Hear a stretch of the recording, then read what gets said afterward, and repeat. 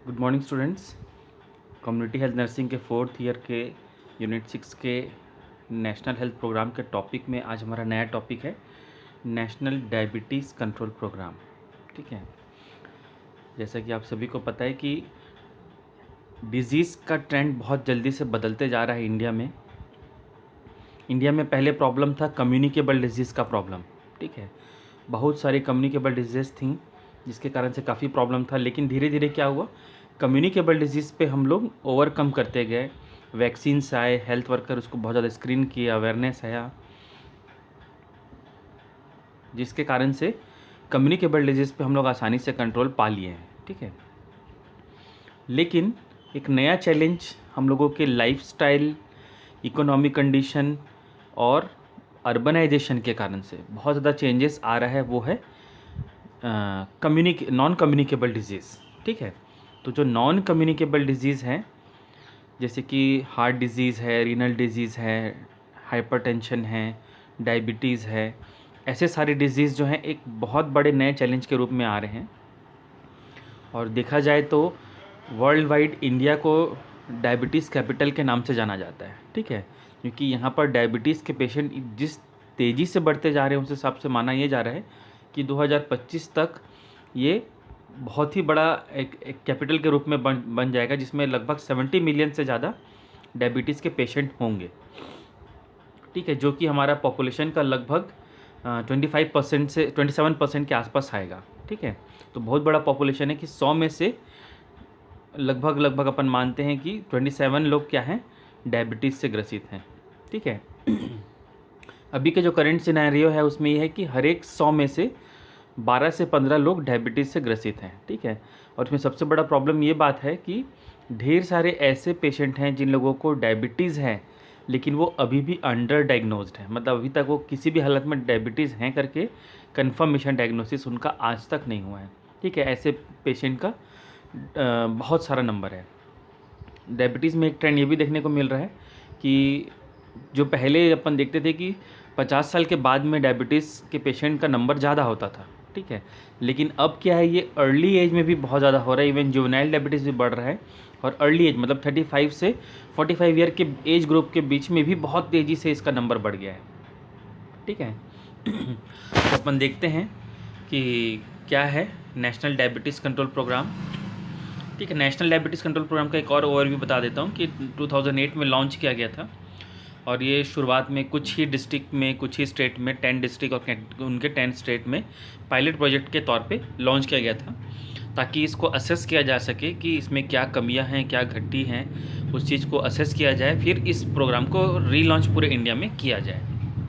ठीक है, तो अपन देखते हैं national diabetes control program. India is home to 40.9 million people with diabetes, nearly 15% of the global diabetes burden। ठीक है, इंडिया में अगर 2011 के सेंसस की बात की जाए तो 40.9 मिलियन डायबिटीज़ पेशेंट हैं, जो कि पूरे वर्ल्ड का 15% बर्डन है। It contribute 1% of the world diabetes. ठीक है, जो कि 1% कंट्रीब्यूट करता है world diabetes. Research projection shows that this will increase to 70 million. ठीक है, और ये जो है कितना बढ़ जाएगा, 70 मिलियन बाय 2025। तो 2025 तक क्या हो जाएगा, इंडिया में 70 मिलियन डायबिटीज़ के पेशेंट हो जाएंगे। जैसा आप सभी को पता है कि डायबिटीज़ एक ऐसी बीमारी है जो कि अपने साथ साथ बाकी दूसरी बीमारियों को भी साथ में लेके आता है, जैसे कि कार्डियोवास्कुलर डिजीज़ होते हैं, मेटाबॉलिक डिसऑर्डर्स होते हैं, रीनल फेलियर होते हैं, देन ऑक्यूलर डिसऑर्डर्स होते हैं। ये सब डायबिटीज़ के कारण से, हाइपरटेंशन है, ये सब डायबिटीज़ अपने साथ में दूसरे बीमारियों को खींच के लाता है। ठीक है, तो अगर डायबिटीज़ को कंट्रोल कर लिया गया तो सीधी सी बात है, हम लोग ऐसे सारे डिजीज़ जो कि उसके एसोसिएटेड डिजीज़ हैं उसका नंबर को कम कर सकते हैं। ठीक है, as India has a population of 1.2 billion. ठीक है, इंडिया का जो पॉपुलेशन है 1.2 बिलियन, लेकिन करेंटली अभी 1.3 बिलियन के करीब पहुंच चुका है। ठीक है, सॉरी क्रॉस कर चुका है, तो 1.3 बिलियन क्रॉस कर चुका है। 40% of whom are under the age of 18। ठीक है, जिसमें कि हमारा जो बहुत अच्छी बात है कि हमारा जो यंगर पॉपुलेशन है ठीक है, वो 18 साल से कम का पॉपुलेशन है वो क्या है 40% है, 40% है। Investment in the health of India's future workforce is crucial, ठीक है। और हमको जो इन्वेस्टमेंट करना है किन के ऊपर करना है, इन्हीं के ऊपर करना है। ये ऐसे पॉपुलेशन जो 40 ईयर के एज में है, अगर इनके हेल्थ को हम अभी से रेगुलेट करके चलें, प्रिवेंट करके चले सारे डिजीज़ से, तो आगे चल के क्या होगा, हमारा डिजीज़ बर्डन कम हो जाएगा, ठीक है। With the largest number of diabetic patient, India leads the world with earning the dubious distinction of being termed the diabetes capital of the world, ठीक है। अगर ये ट्रेंड चलता रहा तो इंडिया में क्या हो जाएगा, केसेस डबल हो जाएंगे, ठीक है। और एक हमको क्या मिल जाएगा, क्या का ताज मिल जाएगा, diabetes capital of the world, मतलब कि सबसे ज़्यादा डायबिटीज़ का जो घर है वो क्या रहेगा, इंडिया रहेगा।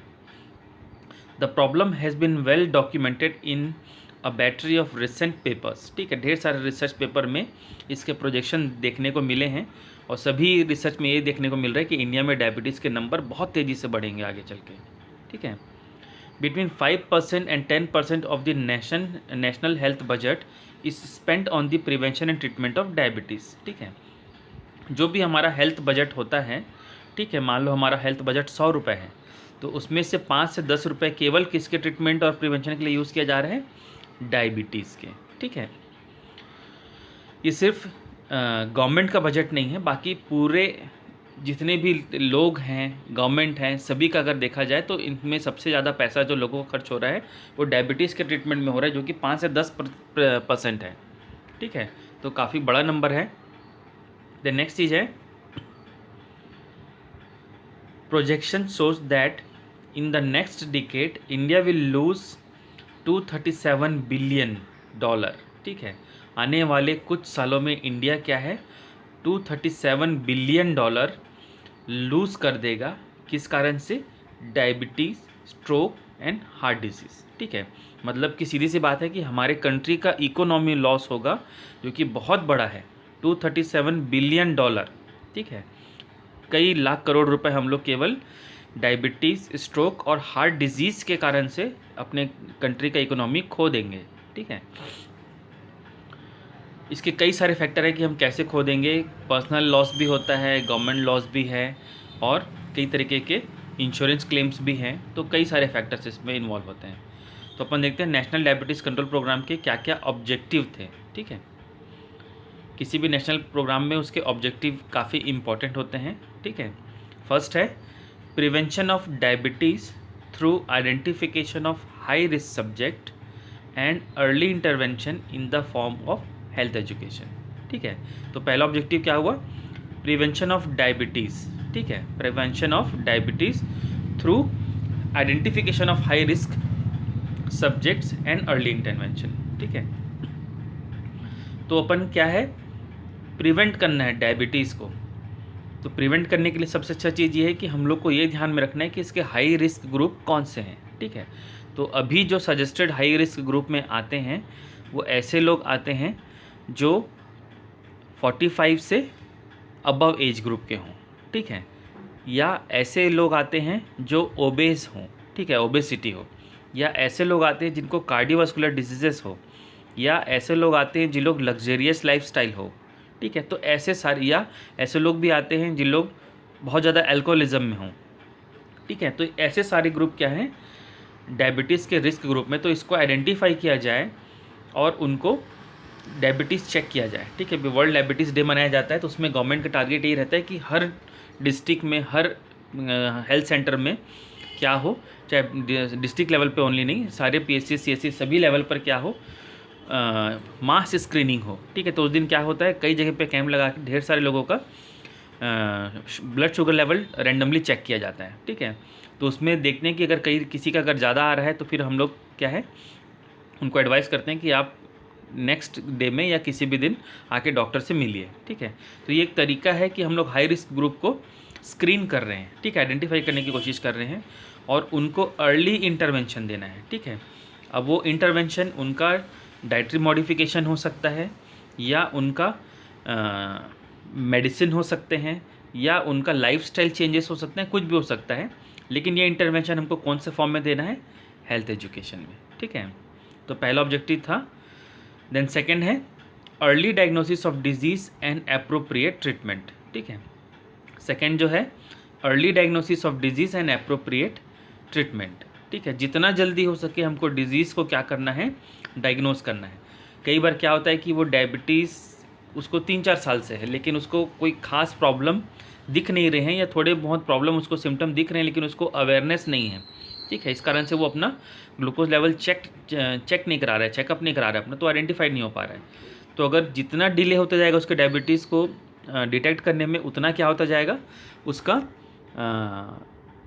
क्योर रेट जो है वो कम होता जाएगा, ठीक है। या हम बोल सकते हैं कि उसके कॉम्प्लिकेशंस को हम लोग कम कर सकते हैं अगर वो अर्ली स्टेज में ही आइडेंटिफाइड हो गया तो, ठीक है। देन है reduction of morbidity and mortality with reference to high risk group. और अर्ली डायग्नोसिस ट्रीटमेंट के अलावा क्या करेंगे हम लोग, रिड्यूस करेंगे mortality and morbidity in high risk group, ठीक है। अगर जल्दी पता चल जाएगा उनको डायबिटीज़ है और उनको अगर एडिक्वेट ट्रीटमेंट मिल जाता है या अच्छा तरीके से उनका lifestyle modification, dietary pattern changes सब हो जाते हैं, तो क्या हो जाएगा, उनमें मॉर्टेलिटी कम हो जाएगा, या तो फिर नंबर ऑफ़ केसेस का होना भी कम हो जाएगा। अपन लोग एक टर्म एक नया आजकल बहुत ज़्यादा चला है जिसको अपन बोलते हैं प्री डायबिटिक स्टेज। मतलब एक ऐसा ट्रेंड है कि उसका ब्लड ग्लूकोज लेवल जो है 140 to 160 के लिमिट में आ रहा है या अबव 140 आ रहा है, ठीक है, लेकिन नॉट मोर देन 160, ठीक है। तो हम लोग इसको प्री डायबिटिक स्टेज बोल सकते हैं, ठीक है। अभी उसको डायबिटीज़ हुआ नहीं है, लेकिन जिस हिसाब से उसका ब्लड ग्लूकोज लेवल है वो एक नए ट्रेंड में जा रहा है कि फ्यूचर में इसको आने वाले 1, 2, 3, 4, 5 साल में इसको क्या हो सकता है, डायबिटीज़ हो सकता है, ठीक है।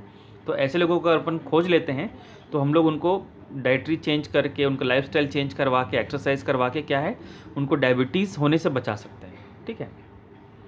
देन है prevention of acute and chronic metabolic, cardiovascular, renal and ocular complication of the disease, ठीक है।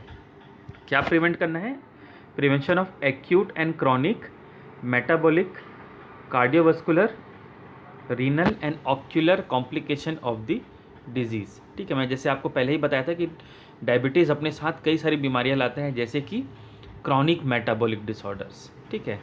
बहुत ज़्यादा उनका मेटाबॉलिक डिसऑर्डर्स हो सकता है जिसके कारण से उनका शुगर लेवल जल्दी से हाई, कम, हाई, ज़्यादा, ये सब भी हो सकता है। कभी कभी उनका लीवर फंक्शन भी अफेक्ट होता है, ठीक है। देन है कार्डियोवास्कुलर, ठीक है। तो सीधी सी बात है कि अगर डायबिटीज़ हुआ तो उसके सबसे फर्स्ट कॉम्प्लिकेशन में हम लोग को देखने को मिलता है लेटर कार्डियोवास्कुलर डिजीजेस, ठीक है। देन है रीनल, अगर डायबिटीज़ अनकंट्रोल्ड है बहुत लंबे समय तक तो रीनल डैमेज होना पक्का है और धीरे से वो रीनल फेलियर तक चला जाता है, ठीक है। एंड ऑक्यूलर कॉम्प्लिकेशंस, ढेर सारे एक ऐसे ऑक्यूलर कॉम्प्लिकेशंस आते हैं जिसके कारण से डायबिटीज़ होने के कारण से उनका रेटिनोपैथी हो जाता है या दूसरे तरीके के कॉम्प्लिकेशन हो सकते हैं। तो इसको भी क्या करना है, प्रिवेंट करना है। किस चीज़ को, एक्यूट एंड क्रॉनिक दोनों डिजीजेस को, ठीक है। देन है fourth, provision of equal opportunity for physical attainment and scholastic achievement for the diabetic patient, ठीक है।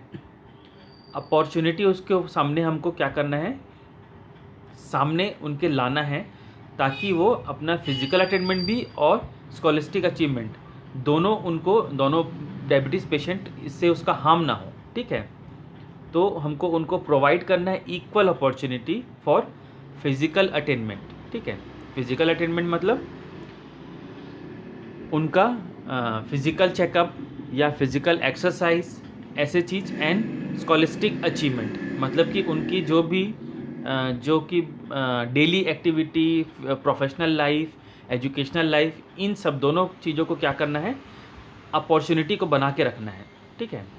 Then rehabilitation of those particularly to totally handicapped diabetic people, ठीक है। हम लोग डायबिटीज़ का जानते हैं कॉम्प्लिकेशन जो एक आता है वो है फिज़िकल डिसेबिलिटी, ठीक है। ख़ास तौर पे छोटी मोटी इंजरी हो गई या इवन छोटा सा अगर कट भी लग गया और उसका डायबिटीज़, उसका शुगर लेवल बहुत ही अनकंट्रोल लेवल पर है, तो हमको पता है क्या हो जाता है, वो डायबिटिक फूड या डायबिटिक वुंड बन जाता है, ठीक है। तो आगे चल के क्या हो जाता है, ये अगर उसका डायबिटीज़ कंट्रोल में नहीं है तो बाद में गैंग्रीन हो जाते हैं और उसको एम्पूटेट भी करना पड़ जाता है, जिसके कारण से फिजिकली हैंडीकैप हो जाता है।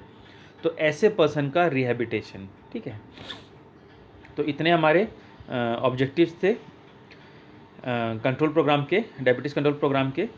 तो अपन देखते हैं objectives. Prevention of diabetes through identification of high risk subject and early intervention. Second, early diagnosis of disease and appropriate treatment, जिसमें कि reduction in mortality and morbidity दोनों था। थर्ड है prevention of acute and chronic metabolic, cardiovascular, renal and ocular complication. Fourth है provision of equal opportunity for physical attainment and scholastic achievement for the diabetes patient.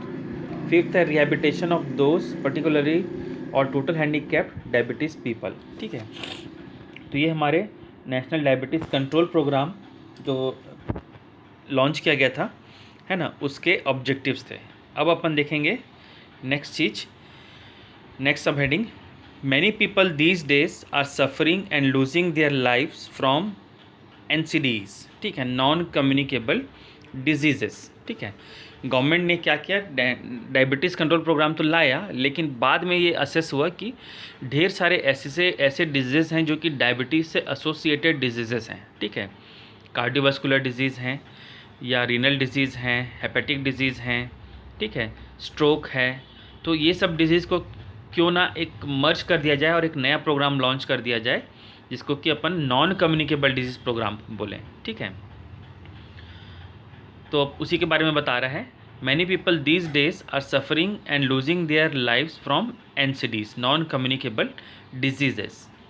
One of the most serious concern is that it affects people in their most productive years of life. और सबसे बुरी बात यह है कि ये जो बीमारियां हैं ये ऐसे उनके सालों में आती हैं जब वो उनका प्रोडक्टिव ईयर होता है, जब वो अपने पैसे कमा सकते हैं, अपने प्रोफेशनल ग्रोथ कर सकते हैं, अपना स्किल डेवलप कर सकते हैं। ठीक है, उस समय पे आता है, ख़ास तौर पे यंगर एज में, जो 30 साल से ऊपर में होता है, 30 से 50 साल के बीच में अपन बोलते हैं इसको प्रोडक्टिव एज। ठीक है, 50 साल के बाद हमारा जो फिज़िकल एक्टिविटी है, ठीक है, मेंटल कैपेबिलिटी, वो धीरे धीरे रिवर्स जाने लगता है। ठीक है, तो ये जो 30 से 50 साल हमारा प्रोडक्टिव ईयर है, इस समय हमको सबसे ज़्यादा प्रभावित करता है। It is therefore vital that increasing importance of chronic diseases is anticipated and acted upon urgently। ठीक है, ये सब डिजीज़ के लिए हमको काम तुरंत करना बहुत ही ज़रूरी है। NCDs have emerging as a major public health problem in recent years। और अगर कुछ सालों का देखा जाए ट्रेंड को, तो कम्युनिकेबल डिजीज़ का प्रॉब्लम उतना नहीं है जितना नॉन कम्युनिकेबल डिजीज़ का प्रॉब्लम हो गया है। ठीक है, and it is a major public and it is estimated that in 2005 these chronic disease accounted for 53% of all deaths in India। ठीक है, बहुत ही बड़ा एक नंबर है। जितने भी डेथ हो रहे हैं 2005 के सेंसस के हिसाब से देखा जाए तो जितने भी डेथ हो रहे हैं उसमें सबसे बड़ा कारण 53% कारण क्या है, नॉन कम्युनिकेबल डिजीज़ हैं। ठीक है, और नॉन कम्युनिकेबल डिजीज़ ऐसे डिजीज़ होते हैं जिसको कि बहुत हद तक प्रिवेंट किया जा सकता है। ठीक है, These chronic diseases accounted for 53% of death in India. As a first step, it is essential to communicate the latest and most accurate knowledge and information to frontline health professional and public at a large। ठीक है, इसके लिए सबसे ज़रूरी ये है, essential सबसे ज़रूरी है कि ऐसे सारे डिजीज़ का एक्यूरेट नॉलेज, ठीक है, किनको मिले, हमारे फ्रंट लाइन हेल्थ वर्कर, जो ऐसे वर्कर जो कि फील्ड में काम कर रहे हों। ठीक है, और इनके जरिए किनको मिले, पब्लिक में लार्ज अमाउंट पे मिले। ठीक है, तो आप अभी गवर्नमेंट में आप देखते होंगे कि फील्ड में कौन काम कर रहे हैं, MPWs और ANMs। ठीक है, जिन लोगों का थियोरेटिकल नॉलेज बहुत ही कम होता है। ठीक है, तो इसीलिए गवर्नमेंट ने क्या है, लॉन्ग टर्म प्रोजेक्ट पे लाया है कम्युनिटी हेल्थ ऑफिसर्स, जिसमें कि एक BSc नर्स रहेगी और वो क्या करेगी, ऐसे सारे सर्विसेज को लोगों तक पहुंचाएगी। ठीक है, ऐसे सारे इन्फॉर्मेशन को, एजुकेशन को लोगों तक पहुंचाएगी। ठीक है, तो जितना ज़्यादा लोग को अवेयर करेंगे हम लोग, उतना ज़्यादा हम लोग नंबर को कम कर सकते हैं। Keeping the increasing disease burden of non communicable disease, ministry of health and family welfare, government of India launch the national program for prevention and control of diabetes, cardiovascular and stroke on 4th January 2008 on a pilot basis in 10 districts in 10 states। ठीक है, जो non communicable disease जितने भी हैं उन सब चीज़ों को प्रिवेंट करने के लिए, कंट्रोल करने के लिए गवर्नमेंट ने 2008 में पायलट प्रोजेक्ट मतलब आप लोग रिसर्च में पायलट स्टडी करते हैं ना, तो हम मेन स्टडी से पहले अपन पायलट स्टडी करते हैं ताकि हम लोग अपने मेन स्टडी के जो भी प्रॉब्लम्स जो आ सकते हैं उसको हम पायलट स्टडी में असेस कर सकें, है ना। तो ऐसी प्रोग्राम में क्या कमी घटी रहेगी उसको असेस करने के लिए पायलट स्टडी किया गया, पायलट प्रोग्राम लॉन्च किया गया, जो कि 2008 में लॉन्च किया गया था 10 डिस्ट्रिक्ट में, 10 स्टेट्स में, ठीक है। तो अपन देखते हैं उसमें क्या था। Activities undertaken in national program on prevention and control of diabetes, cardiovascular disease and strokes, जिसको अपन NPDCS बोलते हैं, ठीक है। इसमें 3 बेसिक काम किए गए थे जो रेड में इंडिकेटेड है, उसको अपन पढ़ेंगे पहले हेडिंग्स को। Health promotion for general population, ठीक है, health promotion for general population. Second, assessment of prevalence of risk factor, assessment of prevalence of risk factor. Third, disease prevention for the high risk, disease prevention for the high risk. तो अपन first देखते हैं health promotion for general population, ठीक है। हम लोग को सीधी सी बात है कि हेल्थ प्रमोशन हम लोग जानते हैं कि अगर हम लोग का हेल्थ प्रमोटेड स्टेज में है, ठीक है, एक ऑप्टिमम लेवल में है, तो हम लोगों को किसी भी तरीके के डिजीज़ होने के चांसेस काफ़ी कम हो जाते हैं, ठीक है। तो इसमें क्या क्या एक्टिविटी आएंगे, health promotion for general population, community based activity, ठीक है, इसमें मेजरली क्या है, हेल्थ एजुकेशन ही आएगा खासतौर पर रिस्क ग्रुप में। देन वर्क प्लेस एक्टिविटीज़, ठीक है, जहाँ पर वो काम करते हैं वहाँ पर हम लोग एक्टिविटीज़ उनके लिए लाएँ, ठीक है, रिक्रिएशनल एक्टिविटीज़ आएँ, हेल्थ अवेयरनेस लाएँ, हेल्थ चेकअप कैंप्स लाएँ, स्कूल बेस्ड एक्टिविटीज़, ठीक है। हम लोग देखे थे कि हमारा 40% पॉपुलेशन 18 ईयर से कम है, तो हम लोग क्यों ना ऐसे नॉन कम्युनिकेबल डिजीज़ को उनको स्कूल लाइफ में ही पढ़ाना चालू कर दें, उनको स्कूल लाइफ में ही उनको हेल्थ को प्रमोट रखना चालू कर दें, तो आगे चल के भी अपने हेल्थ को उन लोग एक्टिव और प्रमोटेड रखेंगे, ठीक है। तो ये था health promotion for general population. Then है assessment of prevalence of risk factor, ठीक है। असेस क्या करना है, प्रिविलेंस ऑफ रिस्क फैक्टर, जितने भी लोग रिस्क फैक्टर में हैं उनका असेसमेंट कंटिन्यू होते रहना चाहिए ताकि हम लोग उनको रिस्क में जाने से, उनको डिजीज़ होने से अपन रोक सकें। तो इसमें सबसे पहले मॉनिटरिंग, ठीक है, हमको मॉनिटर करना है कि डिजीज़ किस किस लेवल तक फैल रहा है, कितने मेल को फैल रहा है, फीमेल को, कौन से ऑक्यूपेशन को, किसको फैल रहा है, ठीक है। तो मॉनिटरिंग रखना बहुत ज़रूरी है। देन सर्विलेंस, सर्विलेंस मतलब निगरानी, अगर कई लोगों को हो चुका है या ये डिजीज़ नंबर तेज़ी से बढ़ते जा रहा है तो उसके ऊपर निगरानी रखें कि किस पैटर्न में फैल रहा है, हर साल कितने लोगों को चपेट में ले रहा है, कौन सी मेडिसिन उनको अफेक्ट कर रही है, कौन से मॉडलिटीज़ बहुत अच्छा उनके लिए अच्छा है। देन है रिसर्च, ठीक है, कि हर एक डिज़ीज़ के बारे में जैसे जैसे रिसर्च होते जाते हैं नए नए जानकारी हमको पता चलते जाता है, ठीक है। तो हमेशा रिसर्च कंटिन्यू फ्लो में होते रहना चाहिए ताकि हमको डिज़ीज़ को ट्रीट करने में, क्योर करने में, प्रिवेंट करने में काफ़ी सारे नए नए बातें पता चलते रहें।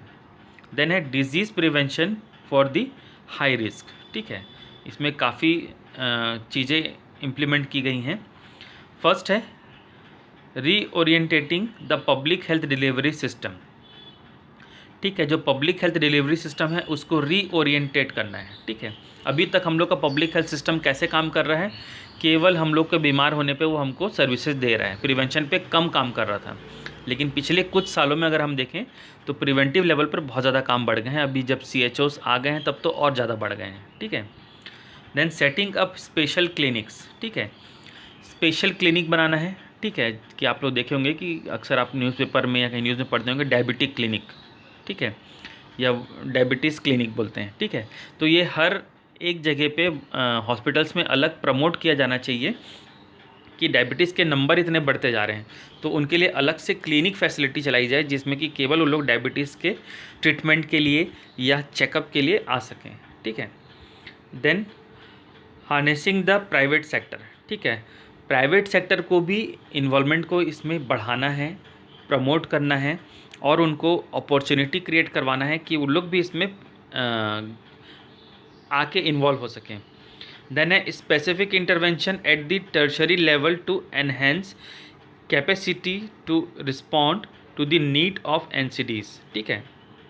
कई सारे इंटरवेंशंस हमको लाने हैं, ख़ास तौर पे टर्शरी लेवल पर। टर्शरी लेवल मतलब कि स्पेशलाइज्ड लेवल पर, ठीक है। तो हमको इस टर्शरी लेवल पर स्पेशलाइज्ड डायबिटीज़ के हॉस्पिटल बनाने पड़ेंगे, या तो उसके जो कॉम्प्लिकेशंस के कारण जो heart disease, stroke, renal disease हैं, उसकी फैसिलिटीज़ बढ़ानी पड़ेंगी। तो आप रिसेंट ईयर में अगर आप देखोगे तो ढेर सारे डायलिसिस यूनिट खुलते जा रहे हैं, बहुत जगह पे कार्डियक कैथ लैब बनते जा रहे हैं। तो वो सब इसलिए बना रहे हैं क्योंकि हम लोग कैपेसिटी को बढ़ा रहे हैं उसके, ठीक है। स्पेसिफिक इंटरवेंशंस उसके बढ़ा रहे हैं टर्शरी लेवल पर, ठीक है। देन है specific intervention for rheumatic fever, rheumatic heart disease, ठीक है। खास इंटरवेंशन रखना है हमको रूमेटिक फीवर और रूमेटिक हार्ट डिजीज़ के लिए। तो इतने सारे हमारे टॉपिक थे आज का नेशनल डायबिटीज़ कंट्रोल प्रोग्राम। तो इतने अपन जिसके बारे में पढ़े, मैं सोचता हूँ आप लोगों को अच्छे से समझ में आया होगा। Thank you very much.